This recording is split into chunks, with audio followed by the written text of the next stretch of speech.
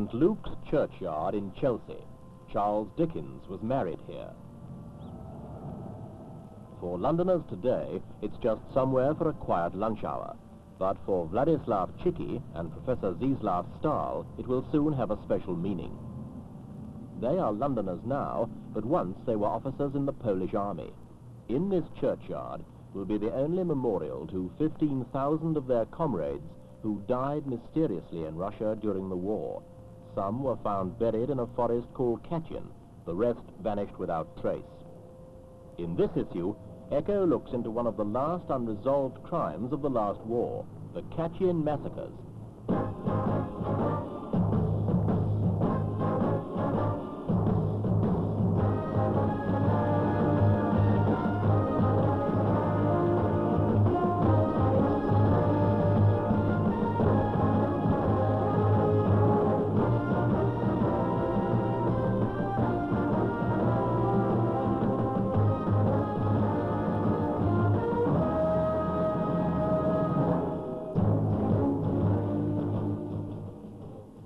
September 1939, Hitler invades Poland. The Second World War begins.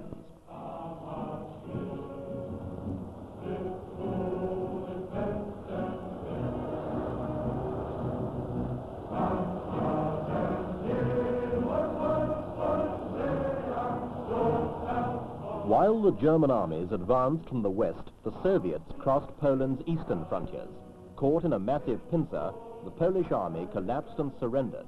The victors divided the country down the middle and imprisoned every soldier they captured. Russia took over 200,000. 15,000, half Poland's officer corps, were never seen alive again. Many were to die near Smolensk, in a forest called Katyn. When they died and who killed them has been one of the great unresolved mysteries of the last war.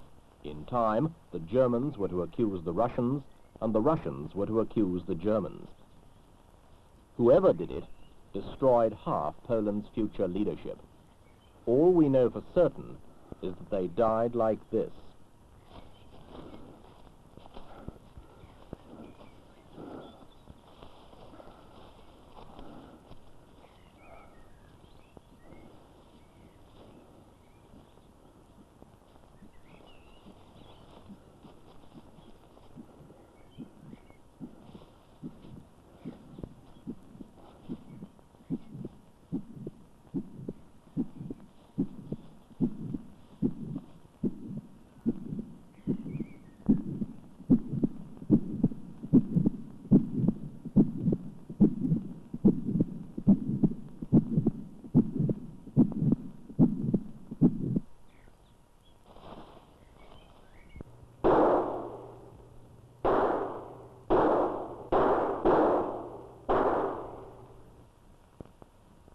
Postcards from relatives in Poland began to be returned undelivered in the spring of 1940, a year after their capture.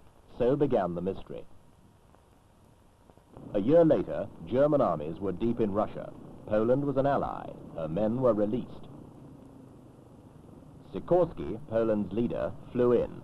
His officers were missing. Why? The Russians were evasive. Sikorsky demanded to see Stalin. Already he knew that until spring 1940, the men had been in 3 camps: Kozelsk, Ostashkov, and Starobelsk. Faced with this evidence, Stalin claimed they'd escaped 4,000 miles to Manchuria. Sikorsky didn't believe him, but neither could he believe the men were dead. Just 400 of the 15,000 were to survive. One was a young cadet officer, Vladislav Chiki. I was an inmate of the camp at Kozelsk. We were there about 4,500 prisoners. I was a cadet officer. In April 1940, the Soviet administration of the camp started taking practically every day a batch of officers, about 70 up to 300 men at a time, and were taking them out of the camp. We didn't know anything as to their destination. Next time they were heard of was not until April 1943, when the German army discovered the mass grave in the Katyn forest. Their bodies were lying in the same order as the groups were leaving our camp. They were dressed in the same winter uniforms in which we survived the winter 1939-1940.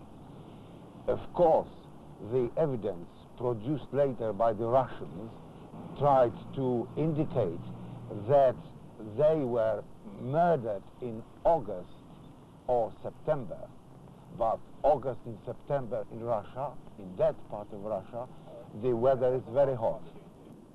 To the Germans, it was a chance to split the Allies. To Katyn, they brought an investigation commission, the press, and even the Polish Red Cross. The Poles were suspicious. They didn't want to believe the Nazis, but piece by piece, the evidence began to mount up. The Germans discovered or retrieved from the bodies hundreds of various documents. First of all, Russian newspapers, then letters and correspondence from Poland to the prisoners of war, and also diaries. Now, none of these documents showed any date which was beyond May 1940. There was a diary kept by a Major Solski, who kept the entries until the very last moment. In fact, his last entry was, we are in a forest, and suddenly it dropped. The investigators agreed. The men died while Germany and Russia were still at peace, but now their time had run out.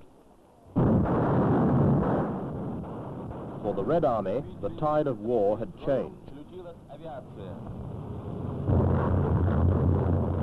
Soon, Smolensk and Katyn were theirs again.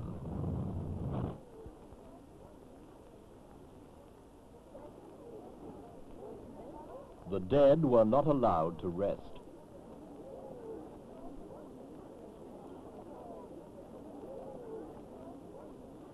The Russians, refusing an international investigation, appointed their own men. No Poles were invited.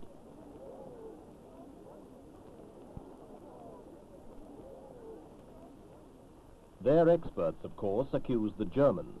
The whole grisly process was repeated, but once more, the accused were not there to answer. New evidence was produced, but world opinion remained confused. Only 4,000 were found in Katyn. The rest they never accounted for.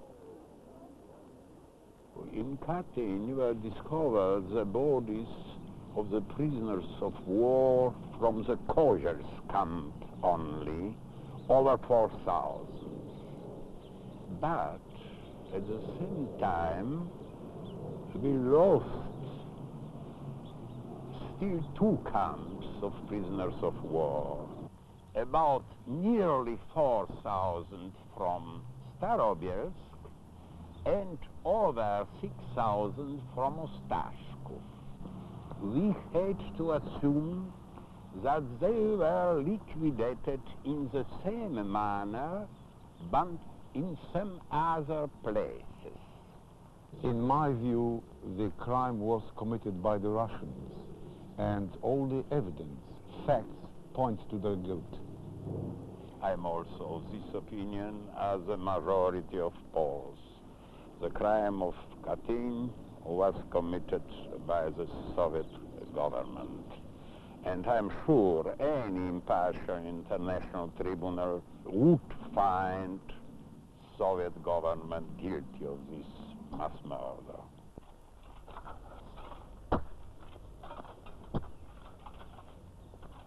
Somewhere the killers still live. Their memories are their only punishment.